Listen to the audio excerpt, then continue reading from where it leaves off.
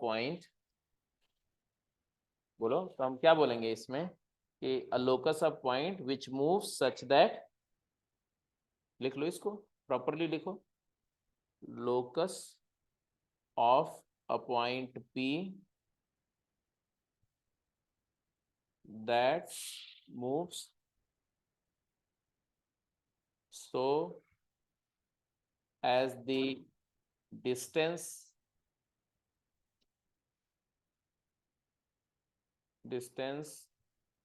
of P from two fixed point S1 and S2 remains constant. Point very करेगा, point नहीं fix है, but उसका distances का सम as the not distance, sum of distances लिखो, sum of distances of P from two fixed point S1 and S2 remains constant. तो locus ellipse होगा, मतलब ये डिस्टेंस और ये डिस्टेंस दोनों को ऐड करो तो चेंज नहीं होगा। इसका मतलब क्या है, ऐसे समझो। इसीलिए आप बेसिक क्लासेस में आपको कभी इलिप्स को ट्रेस करने के लिए बताया गया होगा मैथ्स में कि आप क्या करो कि एक पॉइंट ले लो और दो नेल्स लगा दो, दो पिन लगा दो, और उन दोनों पिन के बीच में एक रस्सी, एक रोप लगा दो ऐसे, और रोप का जो लेंथ होना चाहिए वो दोनों पिन S1 S2 के बीच की डिस्टेंस से ज़्यादा होना चाहिए। फिर आप पिन यहाँ रखो और यहाँ रख करके ऐसे घुमाओ ऐसे पिन को, सो दैट कि रोप को टाइट रखते हुए इसे मूव करो। जैसे अगर यहाँ आ गया तो यहाँ आ गया तो ये S2P हो गया और ये S1P हो गया, तो लेंथ ऑफ रोप तो वही रहेगा ना। ऐसे अगर यहाँ आ गया तो ये S2P हो गया और ये S1P हो गया, तो जो कर्व ट्रेस होगा वो इलिप्स होगा। नहीं पढ़ा होगा आपने कि एक if there is a cow in a grass field and there are two pigs S1 and S2 and the cow is tied by a rope of length which is larger than distance between two pigs, then what is the reason the cow will graze? तो elliptical reason आता है, तो इसका वजह यही है। समझ में आ रही बात कि नहीं? Yes sir. Yes sir.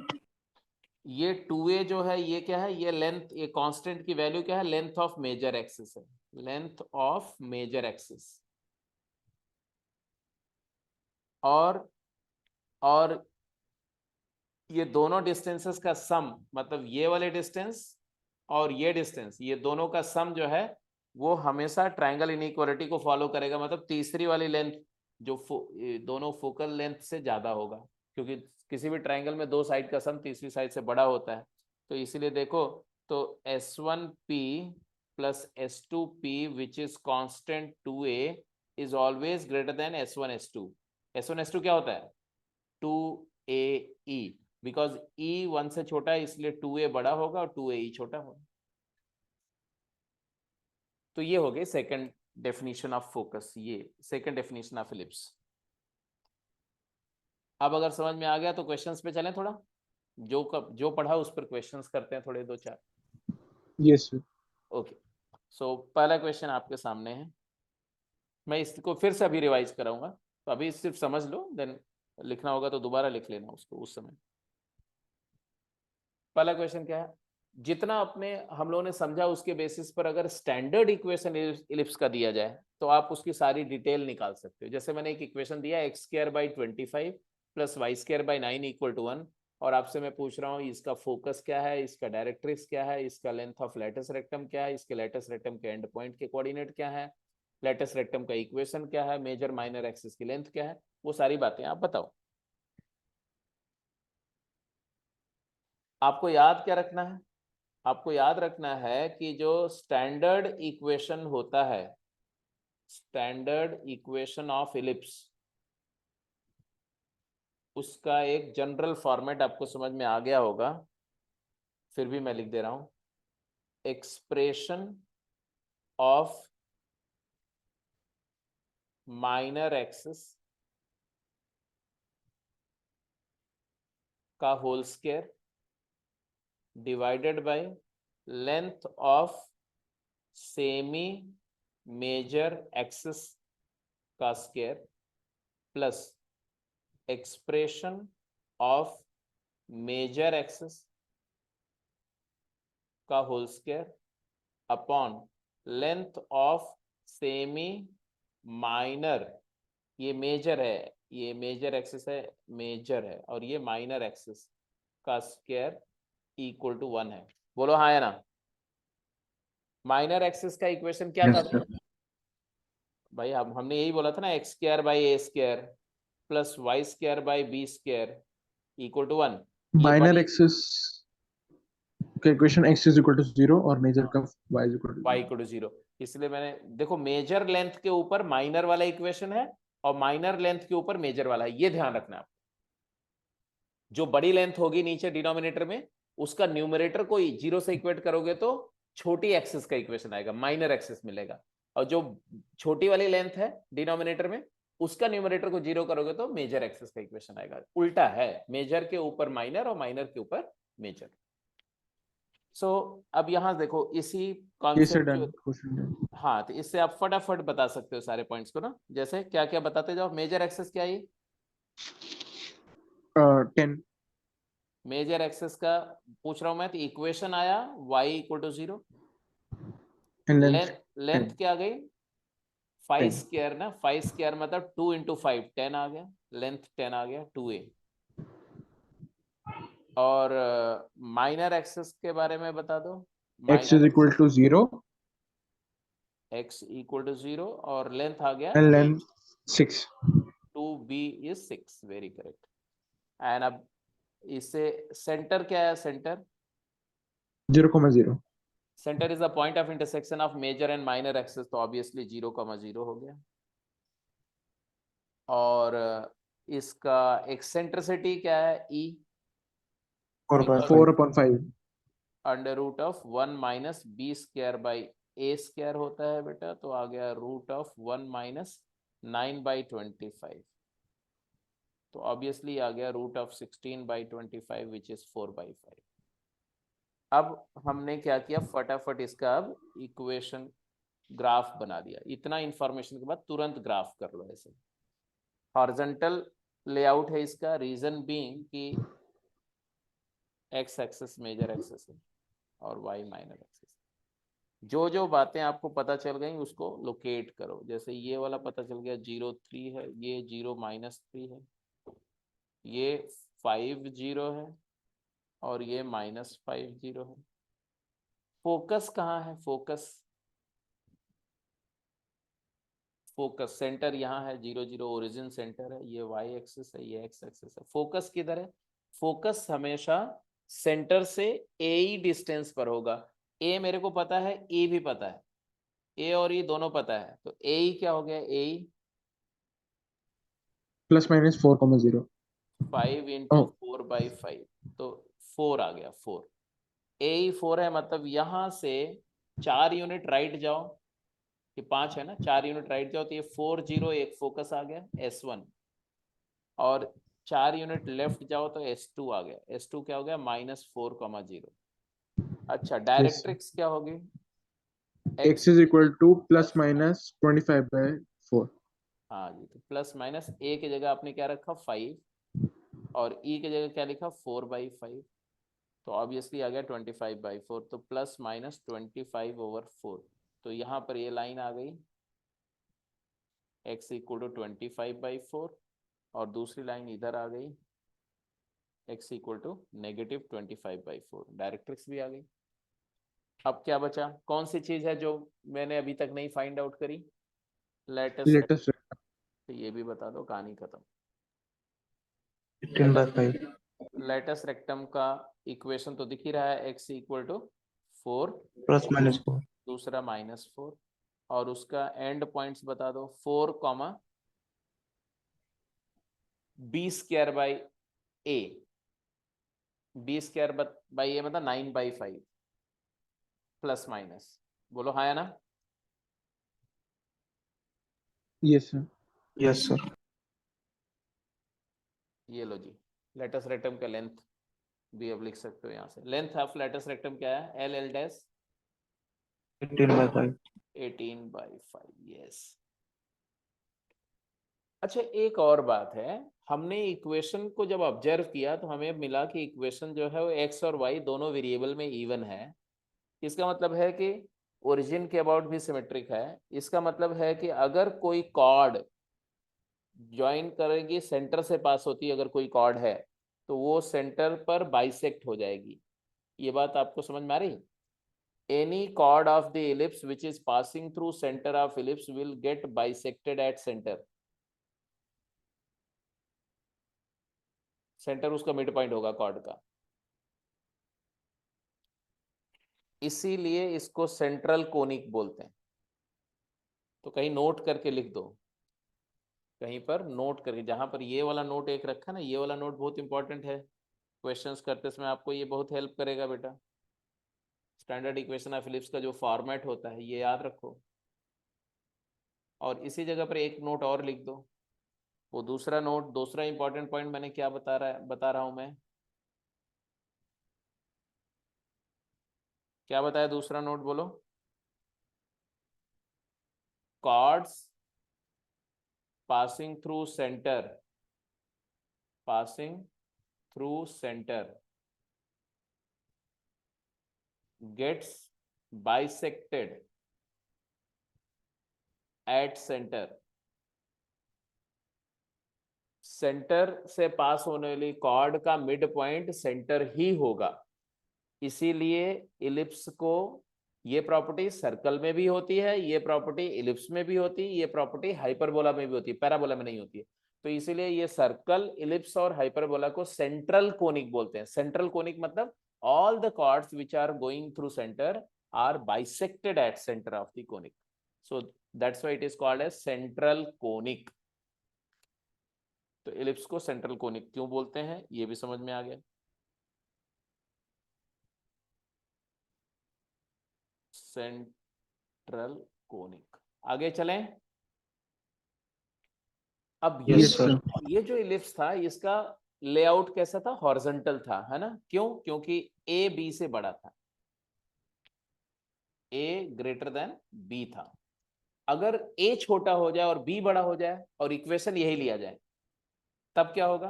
तब मेजर एक्सेस जो माइनर दिख रही है वो मेजर हो जाएगी, जो मेजर दिख रही है वो माइनर हो जाएगी, मतलब वर्टिकल लेआउट हो जाएगा। ऐसे वाई एक्सेस पर इलिप्स बनेगा, फोकस वाई एक्सेस पे चला जाएगा। तो वो केस भी डिस्कस कर लेते हैं जल्दी से। तो हम लोग आगे चल रहे हैं दूसरे पॉइंट्स पर। सेकंड डेफिनेशन मैंने बता दिया, तो इसको मैं दोबारा, अगर आपने नहीं लिखा उस समय प्रॉपरली तो लिख लो। Ellipse is a locus of a point that moves so that the summation of its distances from two fixed point S1 and S2 which are known as foci remains constant, and that constant is called 2a, length of major axis, and S1 S2 are called foci. So this was S1p plus S2p is 2a, where 2a is the length of major axis. लेकिन एक बात ध्यान रखना, हमेशा S1p plus S2p constant है तो ellipse ही होगा ये जरूरी नहीं है। ये दोनों डिस्टेंसेस का सम कांस्टेंट होना चाहिए और साथ के साथ वो समेशन इन दोनों फिक्स पॉइंट S1 S2 के बीच की डिस्टेंस से बड़ा होना चाहिए। तो ये भी कंडीशन लिख दो, ये बहुत इंपॉर्टेंट है। क्या? कि that 2a must be greater than S dash. Distance between foci से ये कांस्टेंट की वैल्यू बड़ी होनी चाहिए, तब तो लोकस इलिप्स होगा। अगर 2a की वैल्यू, केस 2, अगर 2a इज कांस्टेंट, 2a की वैल्यू फोकस के बीच की डिस्टेंस से छोटी हो गई, जैसे मान लो फोकस के बीच की डिस्टेंस 10 है और बोल दिया कि S1p प्लस S2p 5 है या 9 है, तो आप क्या बोलोगे? बोलोगे ये तो ट्राइंगल इनइक्वालिटी का वायलेशन हो गया, दो साइड का समेशन ट्राइंगल की तीसरी साइड से छोटा कैसे हो सकता है? तो मतलब S1p प्लस S2p 10 है और मान लो S1 S2 जो है वो तुम्हारा कुछ 11 हो गया, तो नहीं पॉसिबल होगा ये। तो 2a की वैल्यू S1 S2 से बड़ी होनी चाहिए। अगर 2a S1 S2 के इक्वल आ गया तो लोकस एक लाइन सेगमेंट हो जाएगा, और अगर 2a की वैल्यू S1 S2 से स्मॉलर हो गई तो बोलोगे ऐसा कोई पॉइंट एग्जिस्ट नहीं करेगा, कोई लोकस नहीं होगा। ये तीनों पॉइंट लिख लो और फिर सोच लो, सोच करके अगर ना समझ में आए तो बोलो तो मैं दोबारा एक्सप्लेन करूँ।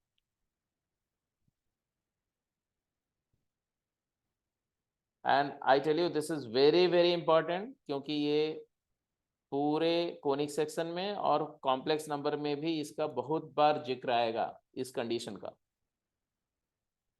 ये तीनों कंडीशंस का।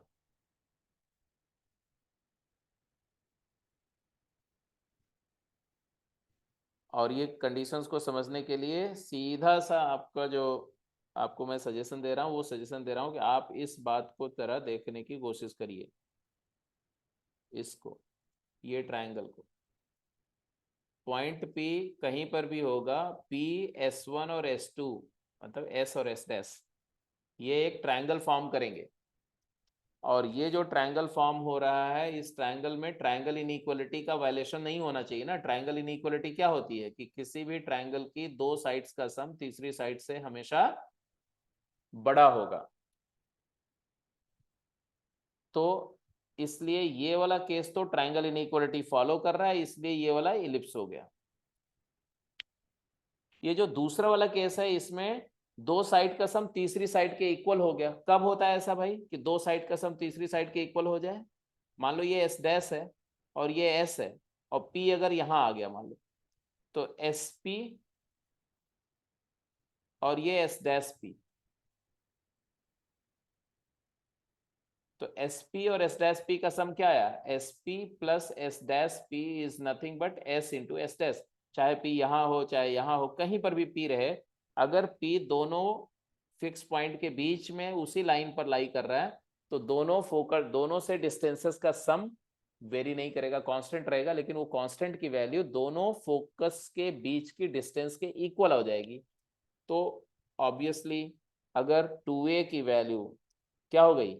एस एस डैश के इक्वल आ गई, तो इसका मतलब है कि लोकस एक लाइन सेगमेंट सिर्फ रह जाएगा, सिर्फ यही पॉइंट मूव करेगा, इलिप्स नहीं फॉर्म होगा।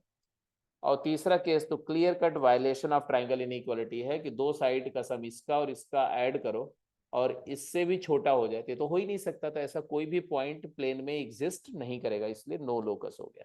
I hope now agreed. Yes sir. तो एक क्वेश्चन मैं दे रहा हूं, उसका आंसर करो, इसी बात पर बेस्ड है, देखते हैं कि कितने लोग आंसर कर पाते हैं। अच्छा क्वेश्चन है, बहुत सिंपल नहीं है, बढ़िया क्वेश्चन।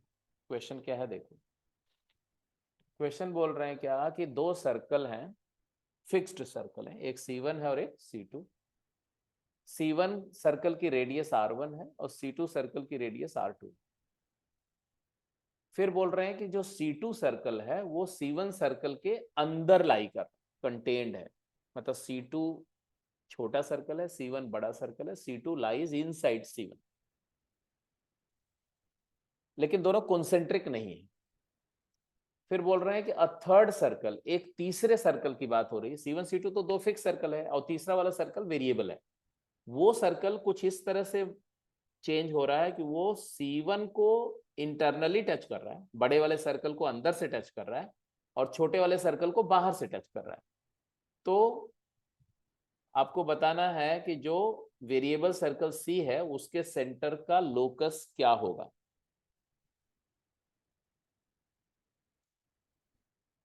आप क्वेश्चन लिख लो, मैं थोड़ा एक्सप्लेन कर देता हूं और अच्छे से। ये एक बड़ा सर्कल है और उसी सर्कल, बड़े सर्कल के अंदर एक छोटा सर्कल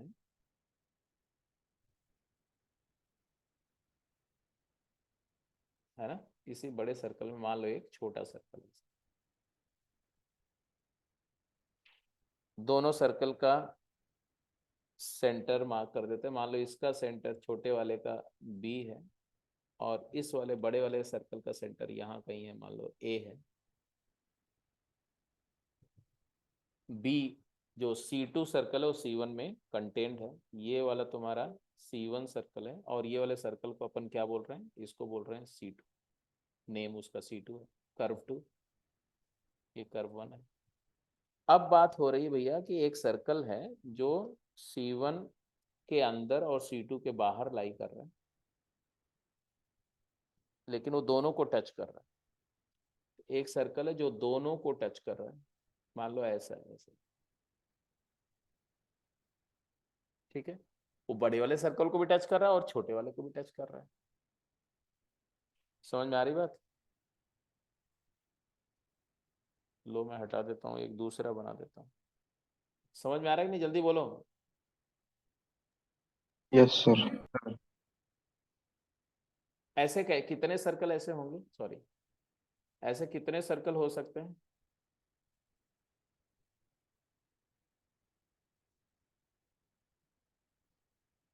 ऐसे इन्फिनिट सर्कल होंगे भाई। ये देखो, मैं आपके सामने ही बना बना के दिखा रहा हूँ। जैसे ये वाला देखो, ये वाला भी एक है सर्कल ऐसे, है ना? ऐसे यहाँ पर भी एक सर्कल हो सकता है ऐसे ऐसे, ऐसे तमाम सर्कल होंगे। ऐसे यहाँ और बड़ा सर्कल भी ऐसे कोई हो सकता है ऐसे, यहाँ पर ऐसे, है कि नहीं? ये वो सर्कल है जो दोनों को टच कर रहे हैं, C1 को अंदर से और C2 को बाहर से टच कर रहे हैं। तो अब इनका सेंटर भी तो अलग अलग जगह पर है, तो इनके सेंटर्स का जो पाथ है, मतलब एक सेंटर यहाँ आ गया इस वाले का सेंटर यहाँ नजर आ रहा है, इस वाले का सेंटर यहाँ नजर आ रहा है, इस वाले का सेंटर यहाँ नजर आ रहा है। तो ये जो पाथ है, ये वाला, ये जो पॉइंट्स आपको मिल रहे हैं सेंटर्स, बोल रहे हैं कि इन सेंटर्स का लोकस जो है वो एक इलिप्स होगा, ये प्रूफ करो, या लोकस फाइंड करो, लोकस क्या होगा ये बताओ। तो मैंने बोला कि अब ऐसी बात को समझने के लिए एक सर्कल कोई लो, पहले कोई एक सर्कल ले लो, जौन सा भी लेना चाहते हो,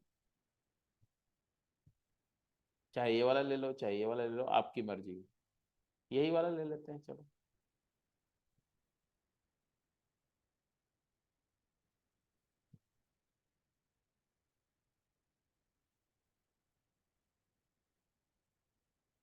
ये लो भाई, ये सब हटा देते हैं, कोई एक केस लेते हैं पहले।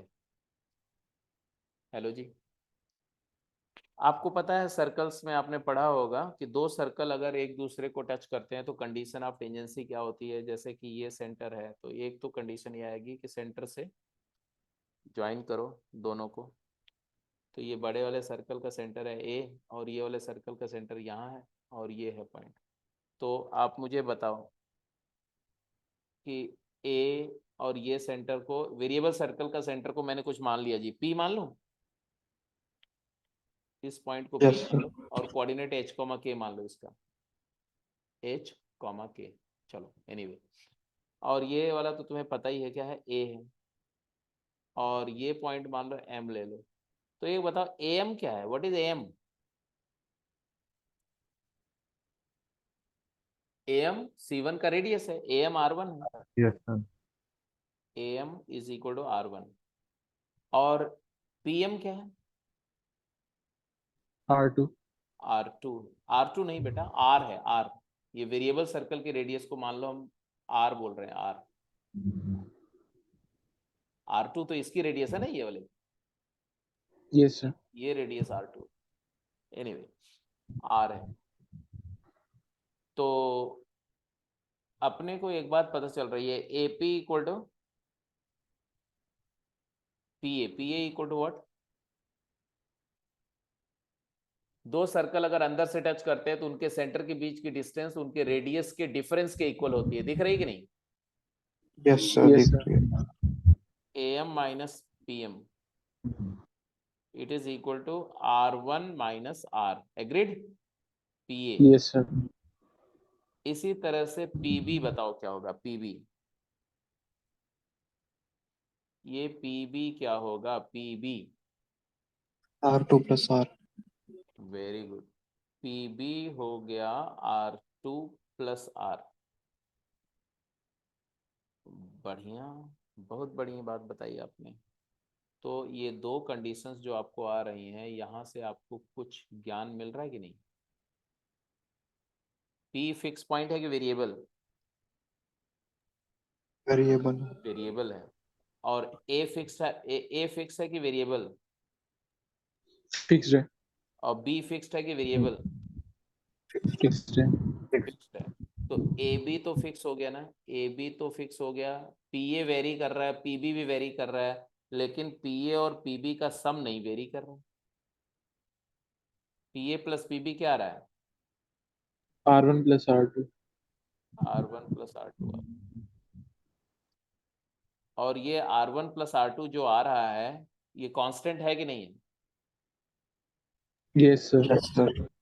और इस कांस्टेंट की वैल्यू R1 माइनस R2 से बड़ी है कि नहीं? Yes, sir. और R1 माइनस R2 की वैल्यू AB से बड़ी है कि नहीं?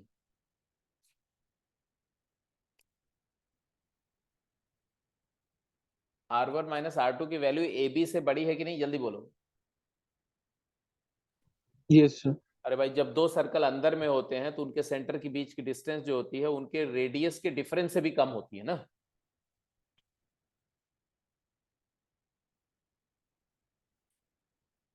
तो यहां से प्रूव हो गया कि नहीं? P पॉइंट एक वेरिएबल पॉइंट है, उस पॉइंट की डिस्टेंसेस दो फिक्स पॉइंट से अगर लो और उनको ऐड कर रहे हो तो कांस्टेंट आ रहा है, मतलब locus of P is an ellipse.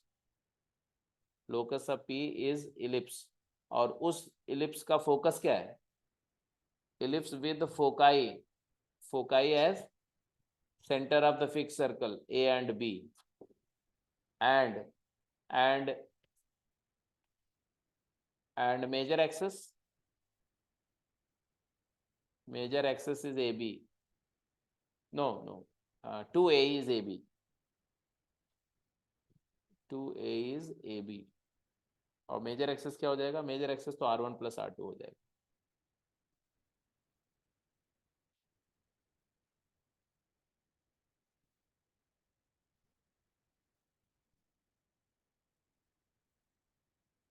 बात समझ में आ गई? तो हर प्रॉपर्टी जो आप कर रहे हो ना उससे कनेक्टेड की आपको ये भी पता होना चाहिए, अच्छा ये प्रॉपर्टी किस तरह से इस्तेमाल होगी। पहला डेफिनेशन जो एकदम ओरिजिनल जनरल डेफिनेशन कैसे इस्तेमाल होगा, आपने इक्वेशन करके देखा। फिर स्टैंडर्ड डेफिनेशन, स्टैंडर्ड इक्वेशन निकाला, उसकी प्रॉपर्टी ली तो इक्वेशन करके देखा कि कैसे कैसे हम निकालेंगे। फिर सेकंड डेफिनेशन ऑफ इलिप्स है तो उस पर क्वेश्चन किस तरह से पूछा जाता है वो मैंने आपको एक दिखाया कि ऐसे पूछा जाएगा। तो थोड़ा पक्का करते चलो सारी चीज को। अब एक लास्ट पॉइंट लिख दो, द नेक्स्ट पॉइंट पे चलो फटाफट जल्दी से। Next point is if ellipse has its equation of ellipse is x square by a square plus y square by b square equal to 1 where b is larger than a, then the orientation will be vertical। ऐसा होगा। और उसके detail जरा फटाफट जल्दी करके बताओ, लिखो इसके डिटेल क्या होंगे, लिखो। अभी देखो तो इलिप्स में हम लोग वो सारी चीजें रिवाइज कर रहे हैं जो आपने एनसीईआरटी में पढ़ी होंगी, बट थोड़ा अच्छे तरीके से उसको कर रहे हैं। अब यहाँ पर देखो ये वाला पॉइंट 0b हो गया और ये वाला पॉइंट 0 माइनस b हो गया। बी डैश अब मेजर हो गया क्योंकि 2b बड़ा है। ये a है a0 और ये माइनस a0 है। ये मेजर एक्सेस है, ये वाला बी डैश मेजर एक्सेस है और ए डैश तुम्हारा माइनर एक्सेस है। तो फोकस किस पर होगा भाई? ये मेजर एक्सेस है, ये वाला फोकस, हाँ फोकस हमेशा मेजर एक्सेस पर होगा ना, तो वाई या ये माइनर एक्सेस है। तो फोकस चलो 0, एक plus minus b. हाँ पहले एक्सेंट्रिसिटी क्या है ये बताओ। 1 minus a square upon b square हाँ, का a whole square under. By B square, बिल्कुल सही। और बी ई हो जाएगा 2BE हो जाएगा फोकल लेंथ। यहाँ सेंटर से BE डिस्टेंस पर एक फोकस इधर होगा और उतना ही नीचे जाओगे तो एक दूसरा फोकस S2 होगा। ये हो गया तुम्हारा 0 कामा नेगेटिव B टाइम्स E और ये हो गया 0 कामा B टाइम्स E। तो फोकस हो गया, डायरेक्ट्रिक्स हो गई। डायरेक्ट्रिक्स क्या होगी बोलो? ये लेटस रेक्टम हो गया। डायरेक्ट्रिक्स क्या होगी? डायरेक्ट्रिक्स एक डायरेक्ट्रिक्स इधर Y होगी, equal to एक इधर plus होगी। minus b by e. हाँ तो y is equal to plus minus b upon e हो जाएगा। फोकाई हो गए तुम्हारे S1 and S2 that is 0 comma plus minus b times e हो गया। और उसी तरह से लेटस रेक्टम ये L1 हो गया, L1 डैश हो गया और ऐसे L2 हो गया, L2 डैश हो गया। तो सब कुछ वैसे है। What is the length of latus rectum? Length of latus rectum क्या होगा? 2a square by b. 2a square by B. Very correct. तो सब कुछ बिल्कुल कॉमन है, उसी तरह का है, बस केवल ओरिएंटेशन चेंज हुआ, कोई मेजर चेंज नहीं इसमें। ये सारे डिटेल हैं इस तरह के एक्सप्रेशन। जैसे X square by 12 plus Y square by 16 है, तो सब कुछ लिख सकते हो। तो ये हो गया स्टैंडर्ड इक्वेशन, एक हॉरिजॉन्टल हो जाएगा, एक वर्टिकल हो जाएगा। अब एक केस और आपको आना चाहिए, इसके बारे में लिख देंगे, छोड़ दो इसको ना, कोई बड़ी बात नहीं है, आपने किया ही होगा। Yes sir. तो एक केस ये है कि अगर इक्वेशन ऐसा दिया जाए बेटा कि तुम्हारा जो एलिप्स है कुछ इस तरह से ऐसा, और ये जो सेंटर है ना वो 0 0 ना हो, सेंटर अल्फा बीटा हो, लेकिन एक्सिस जो है वो एक्स एक्सिस के पैरेलल हो, तब क्या होगा इक्वेशन ये बताओ। ये line y equal to beta हो गई और ये line x equal to alpha हो गई, तब इक्वेशन कैसे लिखोगे। मान लो ऐसा कोई कोऑर्डिनेट फ्रेम,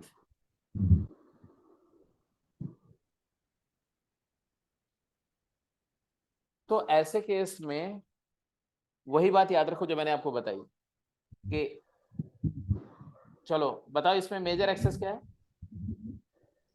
मेजर एक्सेस क्या होगी इस केस में, y is equal to beta. y minus beta 0, और माइनर एक्सेस क्या होगी, x minus alpha is equal to 0. x minus alpha 0, और मेजर का लेंथ हो गया 2a और माइनर का लेंथ हो गया 2b और a b से बड़ा है, मान लो ऐसा।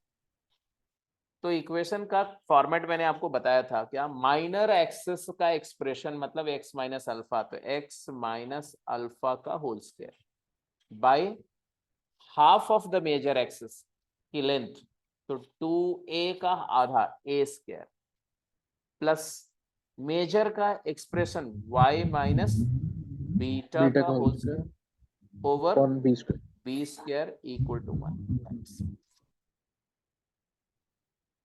तो ये ऐसा इक्वेशन होगा जिसमें x और y में क्वाड्रेटिक होगा एक्सप्रेशन, एक्स स्क्वायर का कोएफिशिएंट कुछ और होगा, वाई स्क्वायर का कुछ और होगा, और उसको हम स्क्वायर कंप्लीट करके इस फॉर्म में कन्वर्ट कर सकते हैं। तो ये भी नोट करके जल्दी से लिख दो और एक क्वेश्चन उस पर कर लेते हैं, तो कम से कम आप पहले एक्सरसाइज के सारे सवाल कर सकते हो, टेक्सचुअल एक्सरसाइज जो मैं आज शेयर करूंगा, ठीक है। तो लिख दो ये वाला पॉइंट, फटाफट लिखते जाओ जल्दी से। Equation of ellipse where centre lies at alpha comma beta, major axis is parallel to X axis, length 2a, minor axis is length 2b, a greater than b। ये डायग्राम जो अभी जस्ट मैंने draw किया था, ये diagram ऐसे बना दो अच्छा सा। इक्वेशन आ गया x माइनस अल्फा का square by A square plus Y minus beta square by B square equal to 1।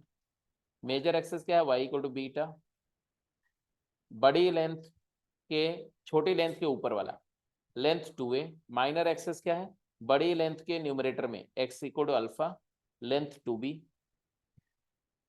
Focus कहाँ होगा, तो सेंटर से AE डिस्टेंस पर along the major axis right जाओ और लेफ्ट जाओ। तो ये अल्फा बीटा से AE आगे जाएंगे तो alpha plus AE comma beta, और बैकवर्ड जाएंगे तो alpha minus AE comma beta, centre दोनों फोकस आ गए। फिर डायरेक्ट्रिक्स, सेंटर से A अपॉन E डिस्टेंस पर राइट जाएंगे तो राइट वाली डायरेक्ट्रिक्स मिलेगी, लेफ्ट जाएंगे तो लेफ्ट वाली, तो x is equal to alpha plus a by e एक डायरेक्ट्रिक्स हो गई, alpha minus a by e दूसरी डायरेक्ट्रिक्स हो गई।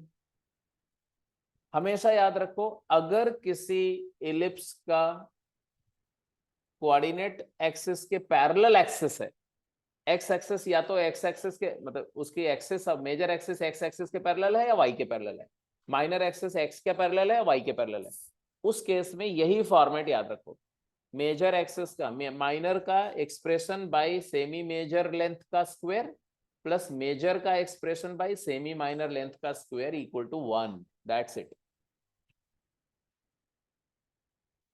तो अब मुझे फटाफट कुछ क्वेश्चंस करके बताओ, यहां तक नोट कर लिया। 2 इसी minutes तरह, sir. हाँ इसी तरह से अगर ऐसा ओरिएंटेशन होगा ना, ऐसा वाला, तो वो वाला तुम्हारा कुछ ऐसा आ जाएगा, x माइनस अल्फा का square by A square plus Y minus beta का square by B square equal to 1 होगा, लेकिन अब यहाँ पर ए छोटा हो जाएगा और बी बड़ा होगा, तो ओरिएंटेशन ऐसा हो जाएगा।